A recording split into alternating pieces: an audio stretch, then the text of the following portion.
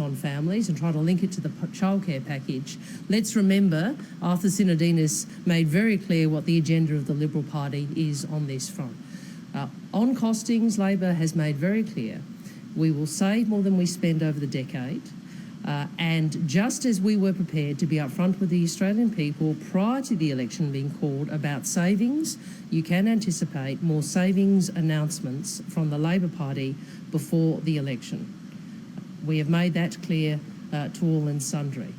But of course, what we saw today from Scott Morrison was yet another angry and shouty press conference from an angry and shouty Treasurer who was being angry and shouty about the Labor Party, but being very quiet about his policy agenda.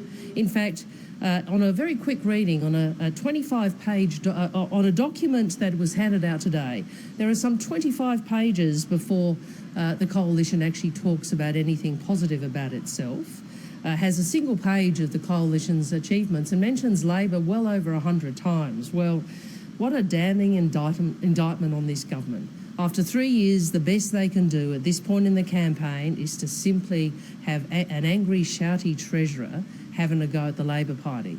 Well, that's not really a second-term agenda.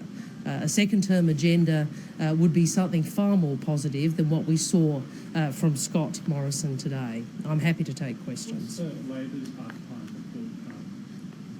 report? Well, we've put plenty of policy out there, savings policies announced before the election and plenty of policy since the election. And what I'd say about this, the half-time report card is this. Two very clear choices in this election. Do you want Medicare protected? Do you want your schools funded? Do you want a fair childcare package? Or do you want a $50 billion tax cut for big business? That is the choice the Australian people have before them. Do you think childcare is mainly women's business? I think childcare is parents' business. And if you're referencing what Bill said, I'd say this.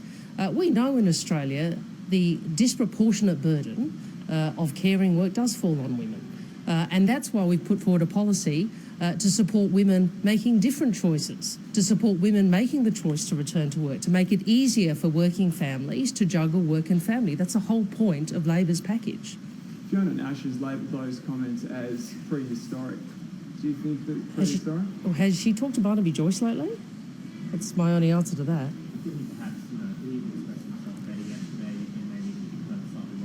Look, I'd refer you to what Bill said today. Bill made very clear the reality in this country is the disproportionate burden of caring work is done by women.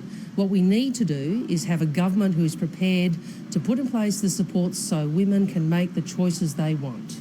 And part of that is making sure you've got a childcare package which enables more women to make the choice if they wish to return to the paid workforce. So you're defending these comments? I am saying our childcare package demonstrates Bill and Labor's priority and Labor's values. Sure. And absolutely what Bill is referencing is, as he said today, the reality that the disproportionate burden still falls on women. We want to change that. We want to give women more choices. That is a good thing. Labor says the $50 billion tax cut is unfunded. How is it that you can now spend that money on your other promises, well, look, given that it's unfunded? Let's be clear. Scott Morrison and Malcolm Turnbull announced the largest hit on the budget for this election campaign, $50 billion, and they didn't even want to tell you how much it cost. They didn't want to tell you how much it cost, and they haven't wanted to tell people how they propose to fund it. Their answer is it's funded and it's in the budget. And can I say on that, they've got it, not only have they done that, let's understand during this campaign a number of things the government has announced where it has failed to tell the Australian people how it's funding them. It's rolled over on pathology and diagnostics, the changes there, which have apparently been the subject of an agreement with the sector. There's a cost to that. They haven't told anybody how it's funded or what it will cost. They've delayed the backpackers tax, that very unfortunate piece of public policy that seems to be an eternal discussion and negotiation. Well, what's the cost of the changes to that?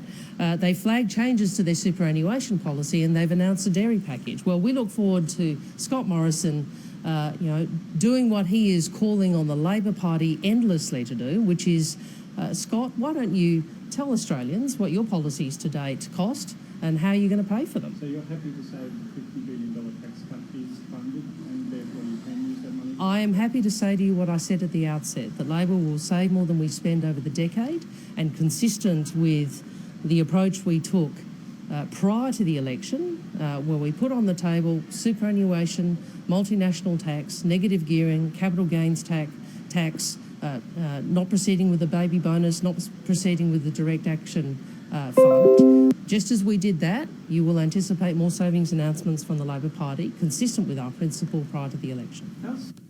Okay, we'll leave that there for the